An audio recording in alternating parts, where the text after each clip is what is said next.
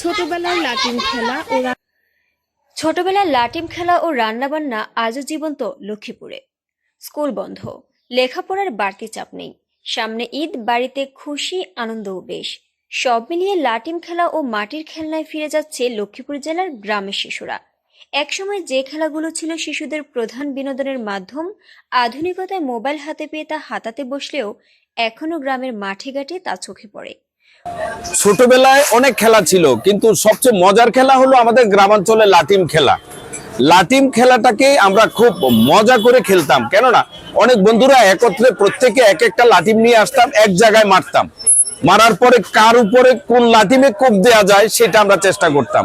তদ্রুপ সেই লাটিম খেলাটা যদি এখন আমি দেখি, মনে হচ্ছে যে আমি সেই ছোটকালে চলে গিয়েছি। আমাদের গ্রামাঞ্চলের সবচেয়ে মজার খেলা, সবচেয়ে আনন্দের খেলা এই লাটিম খেলা।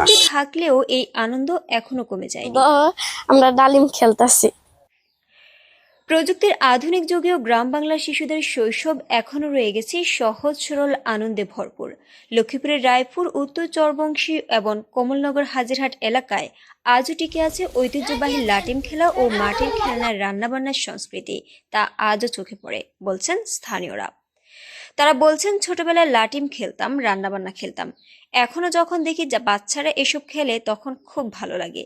লাটিম ঘোরানো আর মাটির খেলনা তারা খুঁজে পাচ্ছে। কথা আজও আমার মনে পড়ে, ছোটবেলায় ফিরে যায় মাঝে মাঝে। ইচ্ছে করে আবার যদি সেই শৈশবে ফিরে যেতে পারতাম, তবে কতই না মজা হতো।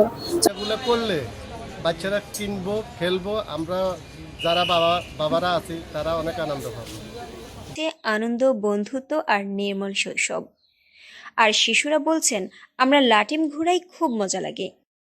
এখন আমরা লাটিম খেলতেছি এবং খুব মজা করতেছি।